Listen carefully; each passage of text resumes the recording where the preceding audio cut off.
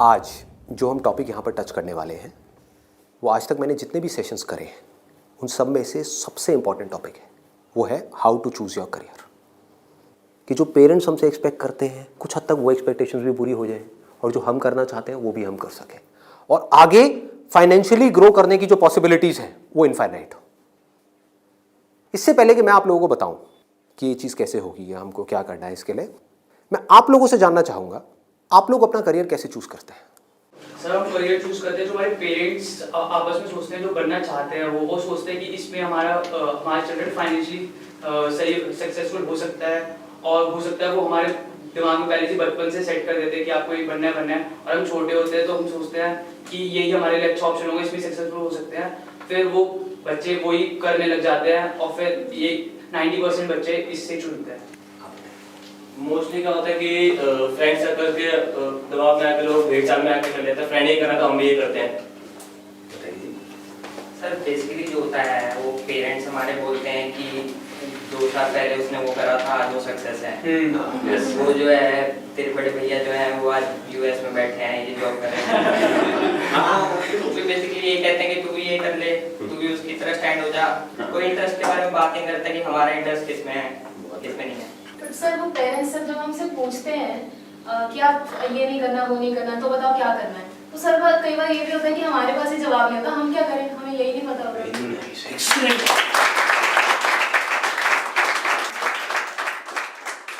इसमें गलती पेरेंट्स की भी नहीं है। जैसे मैं आपको बोलता हूँ कॉमर्स, कुछ लिमिटेड ऑप्शंस माइंड में आते हैं। क्या आते हैं? सीए आता है और बीकॉम आता है और बीबीए आता है, एमबीए आता है, सीएफए आता है, और कोई ऑप्शन आता है? आता ही नहीं है।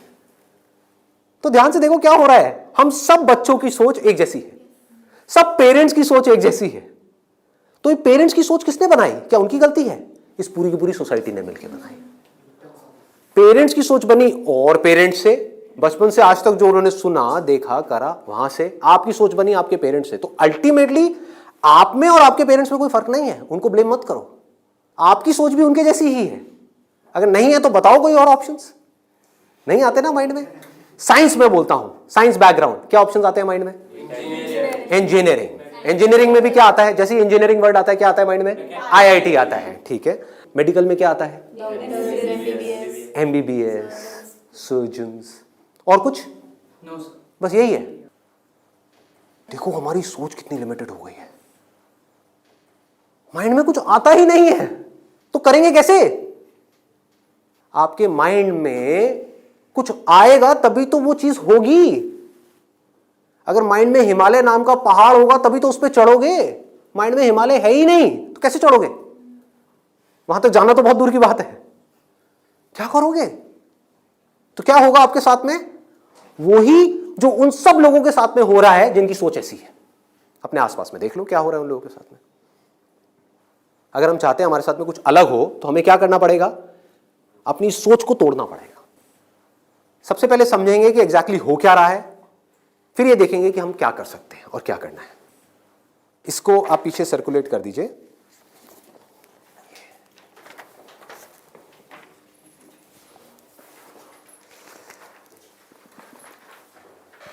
इसमें लिखा है how to choose a career. अच्छा, पढ़ाई में हमको आगे बढ़ने के लिए मान लो जैसे मैंने बोला साइंस बैकग्राउंड, तो माइंड में क्या आया? इंजीनियरिंग आया, इंजीनियरिंग से आईआईटी आया, आईआईटी से कोटा आया, या और ये जो तैयारी वाले इंस्टीट्यूट्स हैं वो आए, वहाँ पर जाओ जा करके तैयारी करो, यही सब होता है। तो अब अगर आपको इस रास्ते पे सक्सेसफुल होना है कि मतलब आपको आईआईटी में पहुँचना है, आईआईएम्स में पहुँचना है, मेडिकल में टॉप कॉलेज में पहुँचना है, तो क्या चाहिए? हार्डवर्क से काम हो जाएगा। आराम से सोचो, आराम से सोचो। ये जो सोच है ना हमारी वो बड़ी खतरनाक बनी हुई है। उसी सोच पे क्वेश्चन मार्क लगाना है। हार्डवर्क सबसे ज्यादा कौन करता है? एक रिक्शे वाला, लेबरर सक्सेसफुल हो जाता है वो। ऐसे बच्चे देखे हैं जो बहुत हार्डवर्क करते हैं और तब भी नहीं हो पाता उनका, और ऐसे बच्चे हैं जो इतना हार्डवर्क नहीं करते हैं, अपनी लाइफ में एक बैलेंस बनाते हैं, मतलब घूमते फिरते भी हैं, मजे भी करते हैं, साथ साथ में पढ़ाई भी करते हैं और वो टॉप कर जाते हैं। तो इसका मतलब क्या है? हार्डवर्क पे क्वेश्चन मार्क लगाओ। हार्डवर्क इंपॉर्टेंट है, लेकिन हार्डवर्क भी अगर सही डायरेक्शन में ना किया जाए तो बकवास है। समझ रहे हो? सक्सेस यहां है, आप वहां भाग रहे हो पूरी जान लगा करके पागलों की तरह, कभी सक्सेसफुल हो सकते हो? हार्डवर्क तो कर रहे हो, क्यों नहीं हो सकते? डायरेक्शन ही गलत है। सबसे पहले क्या चाहिए? एक सही डायरेक्शन चाहिए, सबसे पहले, मोस्ट इंपॉर्टेंट।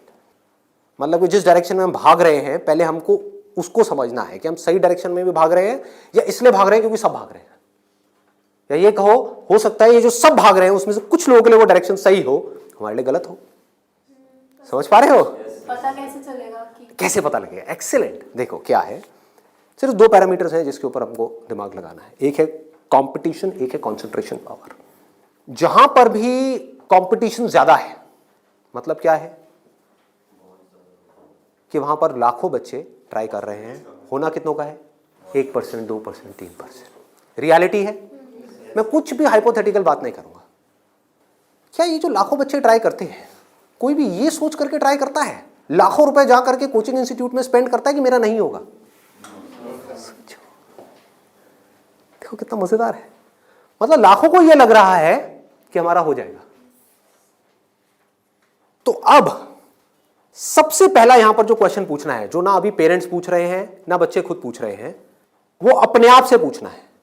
वो ये कि मेरी कंसंट्रेशन पावर्स कैसी है।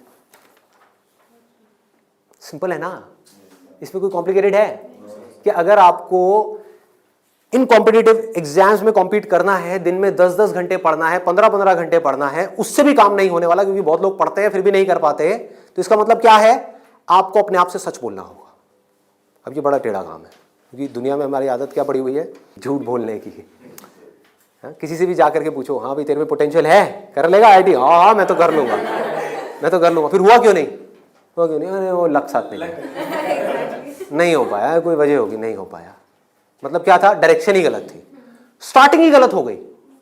अब आप कैसे ये डिसाइड करोगे कि आपकी कंसंट्रेशन पावर स्ट्रांग है या नहीं है?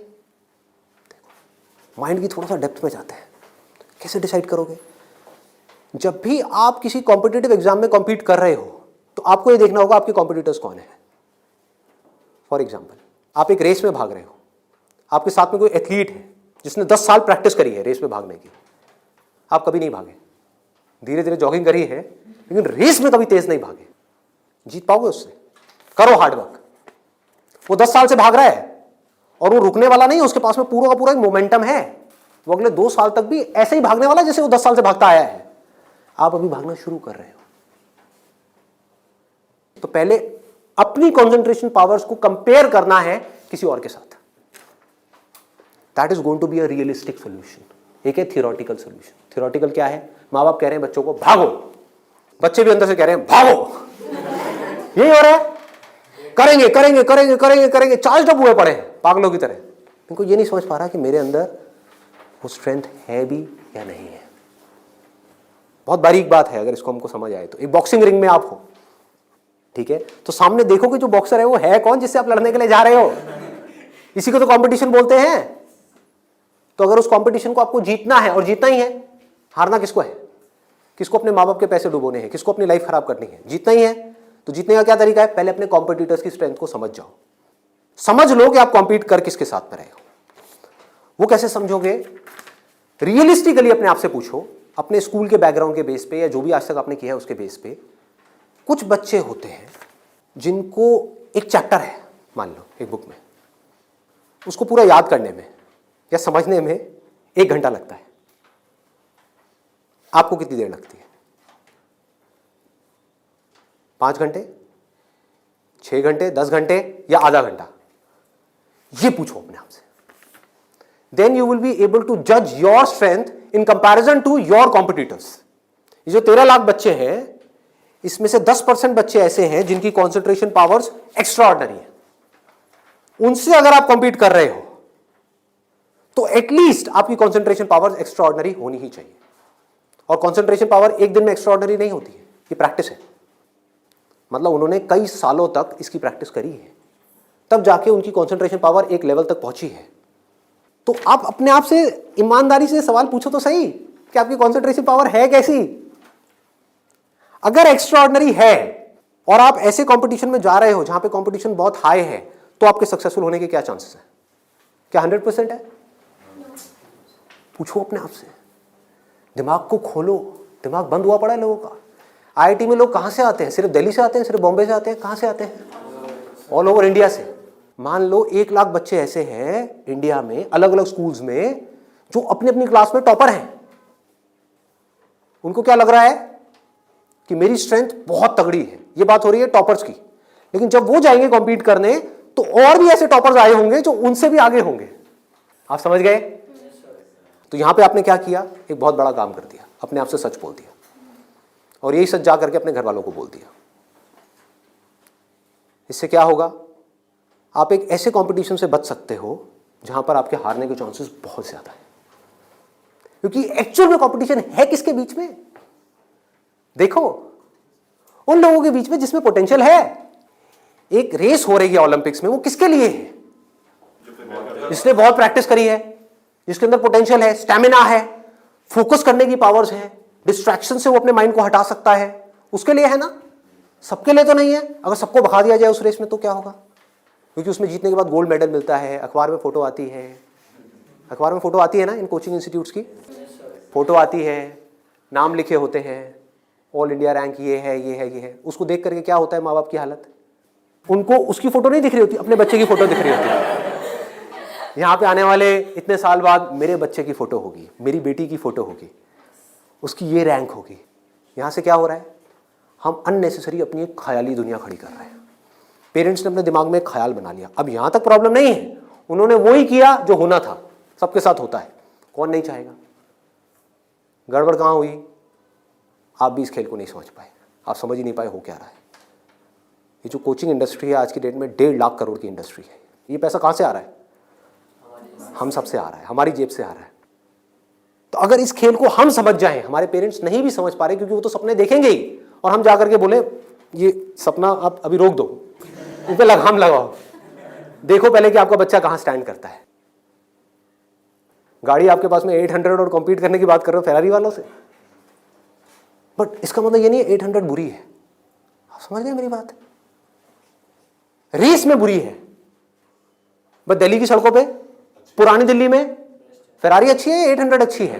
800 अच्छी है, ज्यादा सक्सेसफुल है। बट वही अगर उस रेस में चली जाए जिसमें सब भाग रही हैं और सारी 800 नहीं है, फरारीज है, एक से एक फरारीज है, किसमें कितनी आग लगी हुई है वो आपको पता ही नहीं है। आप समझ पा रहे हो? कोई आ रहा है कहीं से, उस बच्चे में कितनी आग है और कितना पोटेंशियल है वो आप सपने में भी नहीं सोच सकते, और आप उससे लड़ने की बात कर रहे हो। किस बेस पे? क्योंकि मेरे घर वालों ने ये सपना देखा है और मुझे सपने को सच करना है। पोटेंशियल है या नहीं है? पूछो अपने आप से, तो आपको क्लियर कट जवाब मिलेगा। क्लियर कट 10% लोग ऐसे होते हैं जिनमें एक्चुअल में पोटेंशियल है इन एग्जाम्स में कॉम्पीट करने का। तो if you are there in that top 10% category, तो अब आपका हार्डवर्क यहां पे काम आने वाला है। Depending upon your hard work, बशर्ते आपके अंदर पोटेंशियल हो। फॉर एग्जाम्पल फेरारीज की रेस हो रही है, उसमें आपने पूरी जान लगा दी, एक सेकंड के लिए भी डिस्ट्रैक्ट नहीं हुए। ठीक है, डिस्ट्रैक्ट होने में 1 सेकंड लगता है। डिस्ट्रैक्शंस वाला मेरा सेशन है पावर ऑफ फोकस, वो देखा होगा आप लोगों ने। बहुत तरह की डिस्ट्रैक्शंस है। मान लो आप हो तो फेरारी, लेकिन डिस्ट्रैक्ट हो गए, रुक गए, रेस यहां हो रही है, आप यहां चले गए, आउट है कि नहीं? तो आपको पूरी तरह से फोकस्ड रहना पड़ेगा, हार्डवर्क करना होगा, डेडिकेशन चाहिए, डिजायर चाहिए, सब कुछ चाहिए। लेकिन सबसे पहले क्या चाहिए? इंजन में दम होना चाहिए, अंदर वो पोटेंशियल होना चाहिए, एक्स्ट्रा ऑर्डिनरी कॉन्सेंट्रेशन पावर्स होनी चाहिए। ये बात हमको समझ क्यों नहीं आ रही है? अब क्यों चाहिए कॉन्सेंट्रेशन पावर्स? कभी सोचा है? 2 तरह के काम है इस दुनिया में, एक वो जिसमें हमारा इंटरेस्ट है, दूसरा वो जिसमें इंटरेस्ट नहीं है। जहां इंटरेस्ट नहीं है वहां पर कॉन्सेंट्रेशन पावर्स का स्ट्रांग होना बहुत जरूरी है, जहां है वहां पर नहीं है, क्योंकि वहां तो ध्यान लग जाता है। वीडियो गेम खेलने के लिए कॉन्सेंट्रेशन पावर चाहिए क्या? क्यों? क्यों? इंटरेस्ट है तो वहां पर कॉन्सेंट्रेशन हो जाता है, खेलने में कॉन्सेंट्रेशन हो जाता है, और बहुत सारी चीजों में कॉन्सेंट्रेशन हो जाता है। पढ़ाई में हमें कॉन्सेंट्रेट करना पड़ता है, और चाहिए ही चाहिए, क्योंकि पढ़ाई में 99.99% लोगों का इंटरेस्ट नहीं होता। तो कैसे पढ़ाई में क्रैक कर पाएंगे? तब जब अपने ध्यान को ऐसी जगह पे रोकना आता हो जहां पे हमारा इंटरेस्ट नहीं है। और ऐसी स्ट्रेंथ कितने लोगों में होती है?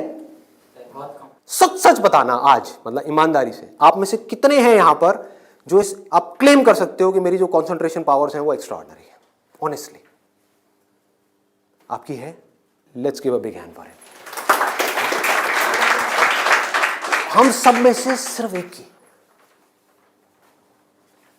और ट्राई कौन करते हैं? सब करते हैं। मेजॉरिटी ऑफ पीपल, सब तो नहीं कह सकते, मेजॉरिटी ऑफ पीपल करते हैं। है ना खतरनाक खेल। और एक बहुत बड़ी चीज हुई है अभी यहां पर, आप में से सिर्फ एक ने अपना हाथ उठाया, बाकी ने नहीं उठाया। इसका मतलब आपने क्या किया? सच बोल दिया, एक्सेप्ट कर लिया। अगर अपने घर पे भी एक्सेप्ट कर लो तो क्या होगा? खेल शुरू होने से पहले ही खत्म हो जाएगा। अगर ये मेजॉरिटी ऑफ बच्चों को समझ आ जाए, इंडिया में लाखों बच्चे मेरी वीडियोस देखते हैं, उनको ये समझ आ जाए और वो अपने आप से सच बोल दें, अपना हाथ ऊपर ना करें, अपने घर पे जाकर के बोल दें मेरी कंसंट्रेशन पावर एक्स्ट्रा ऑर्डिनरी नहीं है। हाँ, मेरी क्लास में कुछ 4 बच्चे हैं, उनकी है, और वो भी कॉम्पीट करने जा रहे हैं, उनको करने दो। मुझे नहीं लगता कि मैं जीत पाऊंगा इस खेल में। हाँ, कुछ और ऐसे खेल हैं जहां पर मैं फाड़ दूंगा, तो क्या होगा? अब क्या आपके पेरेंट्स भेजेंगे आपको? पहले ही बोल दो, आपने भेजना है भेज दो, लेकिन आपका पैसा डूबेगा। 5 लाख डुबोने हैं, डुबो दो। भेजना है भेज दो, मुझे पता है मेरा नहीं हो पाएगा। ये झूठ है, ये नेगेटिव थिंकिंग है, या ये रियलिस्टिक थिंकिंग है? समझो, realistic thinking, that is the biggest thing जो हमको समझना है। पॉजिटिव थिंकिंग का लोग मतलब क्या निकालते हैं कि मेरे पास में मारुति 800 है, और मैं ये एक्सेप्ट ही ना करूं कि मेरे पास में मारुति 800 है, मैं अपना एक ख्याल बना लूं कि मेरे पास में फेरारी है, और जाकर के कॉम्पीट करूं ऐसे लोगों के साथ में जिनके पास में एक्चुअल में फेरारी है। फर्क पता लग रहा है? और ऊपर से अपने आप को पॉजिटिवली अंदर से मोटिवेट करता रहा हूं। घर वाले भी मुझे रोज फोन करके, नहीं बेटा तू कर सकता है, कर सकता है, रियलिटी को देखो ही ना, अपनी स्ट्रेंथ को देखो ही ना, अपनी आंखें बंद कर लो, सच बोलो अपने आप से। जीत सकते हो तो लड़ो, नहीं जीत सकते तो कोई ऐसी जगह पे जाओ जहां पे आप जीत सकते हो, या बेटर स्टिल जहां पे कोई कंपटीशन ही ना हो। आगे बढ़ते हैं। दूसरा क्या है? ये तो हो गई पहली कैटेगरी, एक्स्ट्रा ऑर्डिनरी, जो यहां पर अभी कोई भी नहीं मिला, सिर्फ एक मिला है। दूसरा है ऑर्डिनरी। 90% लोग एक क्लास में, 90% स्टूडेंट्स इंडिया में वो इस सेगमेंट में आते हैं। अब मजे की बात क्या है, ये जो कोचिंग इंस्टीट्यूट्स हैं, इनकी दुकानें कैसे बच्चों से चल रही है? ऐसे बच्चों से। कुछ रोल मॉडल्स दिखा करके, देखो हमारे इंस्टीट्यूट से ये है, उन्होंने ये कर दिया, जनता को लेकर के आएंगे, जितनी ज्यादा भीड़ आ जाए उतना अच्छा। तो इस पूरी प्रॉब्लम को अगर सॉल्व करना है तो कौन करेगा? एक स्टूडेंट ही कर सकता है। आप चाहो तो स्टैंड ले सकते हो। स्टैंड मतलब क्या? सच बोल दो। ऑर्डिनरी लोग 90% ये कहां जा रहे हैं? हाईली कॉम्पिटिटिव फील्ड्स में जा रहे हैं। क्यों जा रहे हैं? क्योंकि सब जा रहे हैं, क्योंकि उन्हें लग रहा है कि मेरा हो जाएगा। मैं ये नहीं कह रहा कि अगर आप ऑर्डिनरी हो और एक हाई कॉम्पिटिशन वाली फील्ड में जा रहे हो तो आपका नहीं होगा। I am not saying that the possibility is 0%, I am saying possibility is 1%। Genuine है वो भी तब है अगर आप मेहनत करो तो। अगर वहां जाकर के मेहनत ही ना करो तब तो बिल्कुल नहीं होगा। अगर आप बहुत मेहनत करो तो 1%। क्योंकि मैं हिम्मत नहीं तोड़ूंगा ऐसे लोगों की। लाखों ऐसे स्टूडेंट्स हैं जो आज की डेट में ऐसा कर रहे हैं। बट ये वीडियो मैं सिर्फ अभी करंट सिचुएशन के लिए नहीं बना रहा, मैं आगे तक देख रहा हूँ। आने वाले 20 साल, 50 साल, 100 साल आगे तक देख करके चल रहा हूँ कि इंडिया की प्रॉब्लम्स का अगर हमको सोल्यूशन निकालना है, अनएम्प्लॉयमेंट का सोल्यूशन निकालना है, डिप्रेशन का सोल्यूशन निकालना है, तो वो सोल्यूशन क्या है? मेरी सोच वहां पर चल रही है। इसकी वजह से होगा क्या? अभी जो ऑलरेडी ऐसे ऑर्डिनरी स्टूडेंट्स हैं और वो ऐसी जगह पे चले गए हैं, तो उनकी हिम्मत टूट जाएगी इस वीडियो को देख करके। तो मैं उनको क्या कहूँगा? उम्मीद है, लगा दो जान। बस साथ में क्या कहूँगा उन पेरेंट्स को जो अब ऐसा गेम खेलने वाले हैं, उन स्टूडेंट्स को क्या कहूँगा? मोस्ट इंपॉर्टेंट जो मुझे देख रहे हैं, बड़ा सिंपल है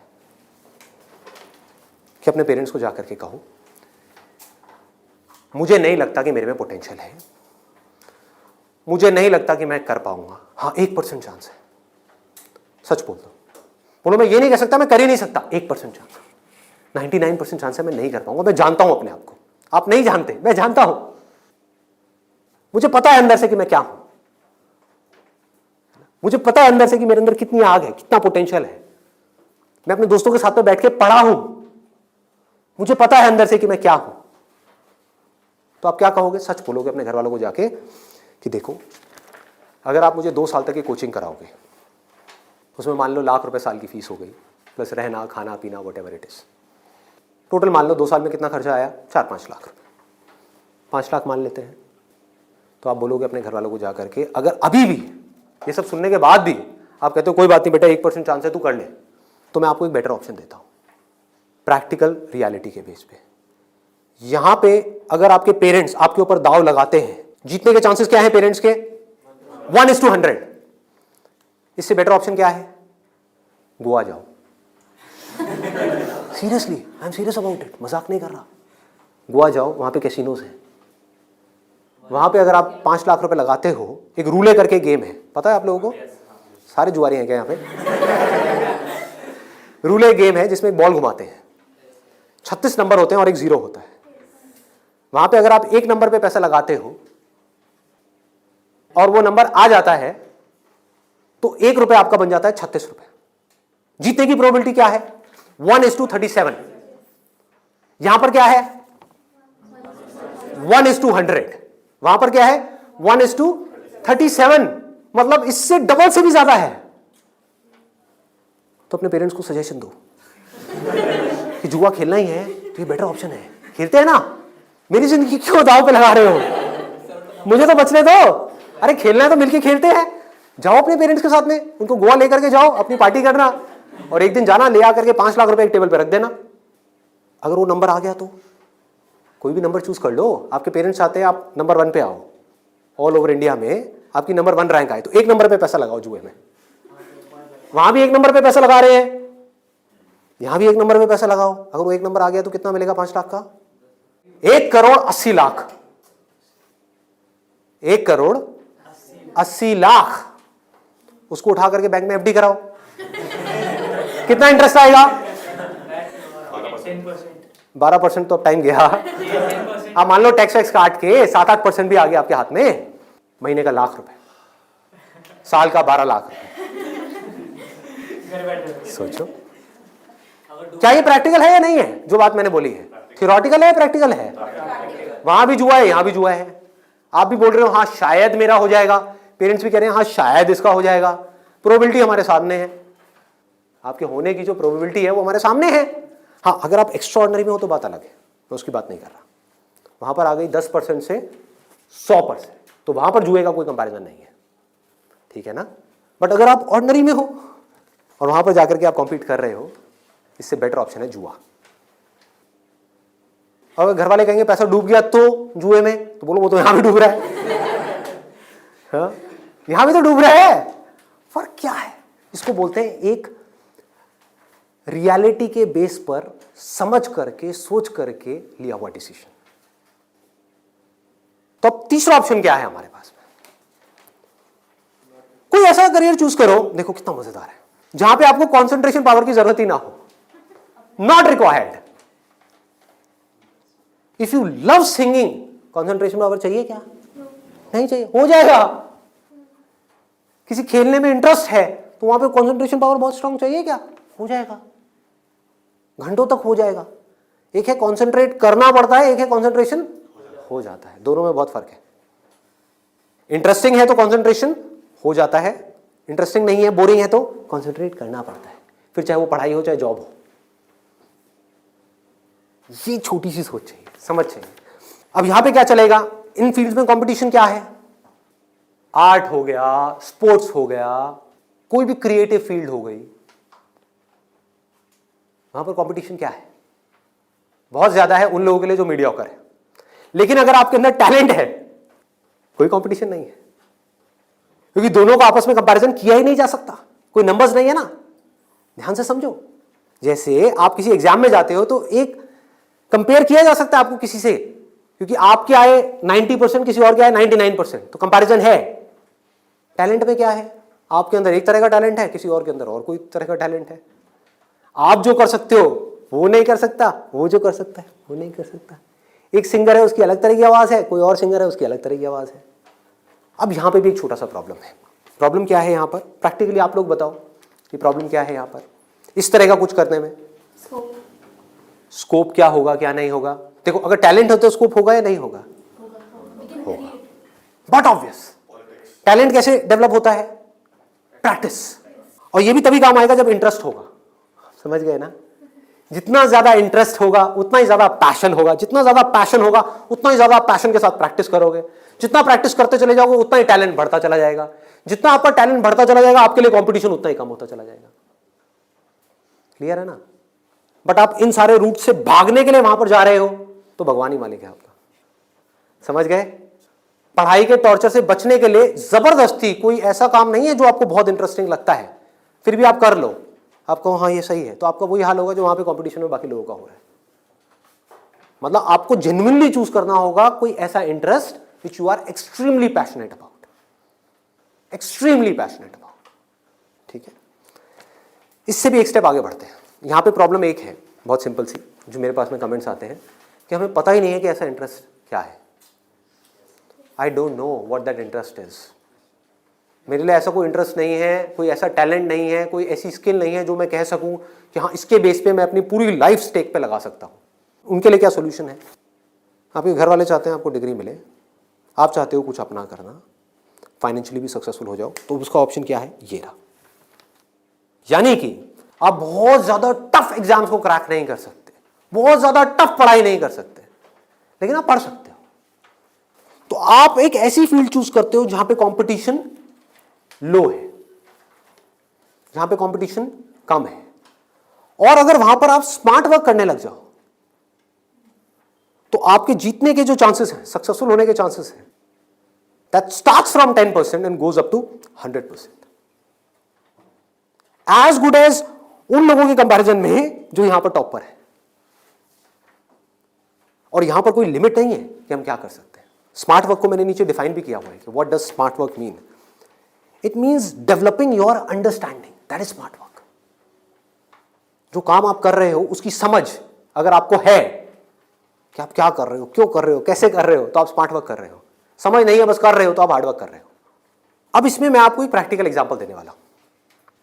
एक सिंपल सा करियर मैं आपको बता रहा हूं, फिजियोथेरेपी। सुना इसके बारे में सबने? अभी कुछ दिन पहले मेरी नेक में थोड़ा सा पेन हुआ, मैंने गूगल पे जाकर के सर्च किया physiotherapy services at home in my area. Locality मैं नहीं बताऊंगा, नहीं तो लोग मेरे घर आ जाएंगे। तो मैंने सर्च किया, वहाँ पर ऊपर कुछ लिस्टिंग्स आई, कुछ वेबसाइट्स आई, उसमें एक डॉक्टर का नाम मुझे मिला। उनकी मैं वेबसाइट पे गया, वहाँ जा करके उन डॉक्टर के बारे में मैंने 2-3 मिनट पढ़ा, समझा, मुझे अच्छा लगा पढ़ करके, समझ करके। उनको फ़ोन किया, वो मेरे घर पे आए, उन्होंने मुझे 7 दिन तक फिजियोथेरेपी ट्रीटमेंट दिया। वो एक ट्रीटमेंट का लेते हैं 500 से 700 रुपये, कई बार 1000 रुपये भी लेते हैं, depending upon the complications and time involved. मेरे से उन्होंने लिए 500 रुपये। मैंने उनसे पूछा कि आप दिन में ऑन एन एवरेज कितने ट्रीटमेंट्स करते हो? उन्होंने कहा एक दिन का ऑन एन एवरेज मैं 8 से 10 ट्रीटमेंट्स करता हूँ। मैंने कैलकुलेशन करी, दिमाग चलाया, 8 से 10 का मतलब क्या हुआ? 4 से 5,000 रुपये एक दिन का, एक महीने का नहीं, एक दिन का। कितना हो गया एक महीने का? लाख से 1.25 लाख रुपए।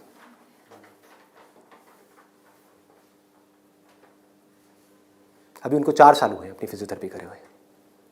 ये नहीं है कि 40 साल हो गए, 4 साल। समझ रहे हो क्या किया उन्होंने, कैसे किया उन्होंने? वो सब आ जाता है स्मार्ट वर्क के अंदर। उन्होंने हार्ड वर्क नहीं किया, स्मार्ट वर्क किया। ज्यादातर लोग क्या करते हैं, एक हाईली कॉम्पिटिटिव फील्ड के अंदर जाकर के कॉम्पीट करते हैं, वहां होता है नहीं, जाकर के किसी लोकल कॉलेज में फंस जाते हैं, वहां से निकल करके जॉब के लिए धक्के खाते हैं। इसके आगे सोच बढ़ ही नहीं पाती है। जॉब नहीं मिल रही तो दुखी हो जाते हैं, उसके बाद में जब बहुत टाइम तक जॉब नहीं मिल रही होती तो जो भी जॉब होती है, जैसी भी जॉब होती है, कर लेते हैं। होता है प्रैक्टिकली ऐसा है? नहीं होता है। पढ़ाई करिए किसी फील्ड में, जॉब कर रहे हैं किसी और फील्ड में, मतलब जो वो पढ़ाई करी वो बेकार हो गई। स्मार्ट वर्क किसे कहते हैं? आप एक फिजियोथेरेपी कॉलेज में गए, कोई टॉप कॉलेज नहीं जहां पे अगेन कंपटीशन है, किसी लोकल कॉलेज से। क्योंकि कोई भी जब फिजियोथेरेपी कराता है तो पूछता नहीं आपने कौन से कॉलेज से किया है। मैंने नहीं पूछा, कोई नहीं पूछता। तो किसी भी कॉलेज से अच्छे से जा करके आप स्टडी करके आ गए, डिग्री लेकर के आ गए। आप कहीं भी जाओगे कभी भी आपको जॉब तो मिल ही जाएगी, जो सुन करके आपके घर वाले कन्विंस हो जाएंगे, कहेंगे हाँ ठीक है, एक बैकअप प्लान तो है। तो एक ऐसा रास्ता जहां पर वर्स्ट केस सिनेरियो में आपको जॉब भी मिल जाए, लेकिन बेस्ट केस सिनेरियो की कोई अपर लिमिट ना हो। अब बात आती है कैसे करोगे आप इस चीज को। इसका स्कोप देखो, कि आने वाले टाइम में अभी जितनी तेजी से मोबाइल, लैपटॉप, कंप्यूटर सब लोग इस तरह भाग रहे हैं, सबके ये प्रॉब्लम्स आनी ही आनी है। बैक में प्रॉब्लम आनी ही आनी है, नेक में प्रॉब्लम आनी ही आनी है, और पता नहीं कितनों को कितनी आनी आ भी रही है। आपके घर में भी जो आपके पेरेंट्स हैं उनको सबको कहीं ना कहीं दर्द होगा। तो आपने पहले तो ये समझा कि हाँ, इसका स्कोप कभी कम नहीं होने वाला, बढ़ने ही वाला है। ठीक है, इसमें कंपटीशन भी बढ़ेगा जब स्कोप ज्यादा है तो, लेकिन किन लोगों के लिए बढ़ेगा? जो हार्ड वर्क कर रहे हैं, लेकिन जो स्मार्ट वर्क को समझ पा रहे हैं वो कुछ भी कर सकते हैं। तो आप क्या कर सकते हो? आपने कहा कि सिर्फ इससे काम नहीं चलने वाला, वो मुझे समझ आ रहा है, जैसे मैंने फिजियोथेरेपी का किया, सिर्फ इससे काम नहीं चलने वाला, तो इसके साथ में कुछ और चीजें भी हैं जो मुझे सीखनी पड़ेंगी। क्या सीखना पड़ेगा? जिसका हो सकता है इससे डायरेक्ट कोई कनेक्शन ना हो। 1 महीने का छोटा सा कहीं से वेबसाइट डेवलपमेंट का कोर्स कर लिया, और ऑनलाइन मार्केटिंग का, कि ऑनलाइन मार्केटिंग कैसे करते हैं। गूगल में जब भी आप कुछ सर्च करते हो तो वहां पे एड्स आती हैं, उसको बोलते हैं गूगल एडवर्ड्स। ये किस तरह से काम करता है? आपने कहा ऑनलाइन मार्केटिंग मैंने सीख ली, उसके अलावा मुझे अपनी कम्युनिकेशन स्किल्स पे काम करना होगा, क्योंकि अगर मैं कहीं जा रहा हूं, किसी से बात कर रहा हूं और मैं बेवकूफ लग रहा हूं बात करने में, तो कोई मुझे दोबारा क्यों बुलाएगा? तो आपने क्या किया? कम्युनिकेशन स्किल्स का एक कोर्स किया 1 महीने का, उसके अलावा इंग्लिश स्पीकिंग का एक कोर्स किया 6 महीने का या 1 साल का। इस सबसे हो क्या रहा है? आप एज एन इंडिविजुअल बेटर बनते चले जा रहे हो। उसके बाद में धीरे धीरे आप अपनी एक क्लाइंटेल बनाओगे। शुरू में मान लो आपको दिन में 2 या 4 लोगों ने बुलाया, वर्स्ट केस सिनेरियो मान लो ना, घर से आप ऑपरेट कर रहे हो, अभी आपने कोई अपना क्लिनिक नहीं बनाया है, घर से आप ऑपरेट, और ये कोई थ्योरेटिकल बात नहीं है, ऐसे बहुत सारे लोग हैं जो ऑलरेडी ये काम कर रहे हैं, बहुत लोग कर रहे हैं। अपने नाम को मल्टीपल वेबसाइट्स में आप लिस्ट कर दोगे, इनको डायरेक्टरीज बोलते हैं, ऑनलाइन डायरेक्टरीज। तो ऑनलाइन सर्च इंजन में कोई भी कुछ भी सर्च करेगा तो कहीं ना कहीं वो आप तक पहुंच जाएगा, चाहे वो एक वेबसाइट के थ्रू पहुंचे, चाहे आपके थ्रू पहुंचे, चाहे ऐड के थ्रू पहुंचे, चाहे कहीं से भी पहुंचे, वो आप तक पहुंचेगा। अगर उनको आपने सेटिस्फाई कर दिया, अपनी बातों से भी, अपने ट्रीटमेंट से भी, ईमानदारी से, जेन्युइनली अच्छा ट्रीटमेंट कर दिया, तो वो क्या करेंगे? लोकेलिटी में रिकमेंड करेंगे, अपने फ्रेंड सर्कल में करेंगे, अपने रिलेटिव्स में करेंगे। तो धीरे धीरे क्या होगा? कुछ महीनों में क्या होगा? यहां पे थोड़ा पेशेंस रखना होगा। ये नहीं है सारा काम 1 दिन में हो जाएगा। आईआईटी में भी आपका एडमिशन हो गया तो ये नहीं कि हलवा है वहां से क्लियर करना, 4 साल तक लग करके दिन रात काम तो करना ही पड़ेगा ना, यहां भी करना पड़ेगा। तो आप सीखते जा रहे हो, समझते जा रहे हो, धीरे धीरे आपको कुछ ऐसी टेक्नोलॉजीज के बारे में पता लगेगा, कुछ ऐसे इक्विपमेंट्स के बारे में पता लगेगा। इसमें हजारों तरह के इक्विपमेंट्स हैं, हजारों तरह की चीजें हैं, अलग अलग तरह के ट्रीटमेंट्स के लिए। इतनी बड़ी फील्ड है ये। आप आने वाले टाइम में फिजियोथेरेपी का एक ऐसा क्लिनिक बना सकते हो अपनी सिटी में या कहीं पर भी, जो अपने आप में स्टेट ऑफ द आर्ट हो, मतलब ऐसा जो पूरे इंडिया में ना हो। और क्लिनिक आप ऐसे करते करते धीरे धीरे, अभी 1 दिन में या 2 दिन में नहीं होगा, मान लो 5 साल में होगा, 10 साल में होगा, 20 साल में होगा। क्लिनिक कितना बड़ा हो सकता है, कितने क्लिनिक्स हो सकते हैं, क्या क्या हो सकता है, कोई लिमिट नहीं। अगर कुछ लोग जो मेरी इन बातों को समझ पाए, जो बातें मैं कर रहा हूं, और कुछ ऐसी डायरेक्शन में जा पाए सेंसिबल तरीके से, smartly, not by doing a lot of hard work but by doing smart work, तेजी से आगे बढ़ पाए, तो आने वाले टाइम में यही वो लोग होंगे जो आने वाले टाइम में लोगों के लिए जॉब अपॉर्चुनिटीज क्रिएट करेंगे।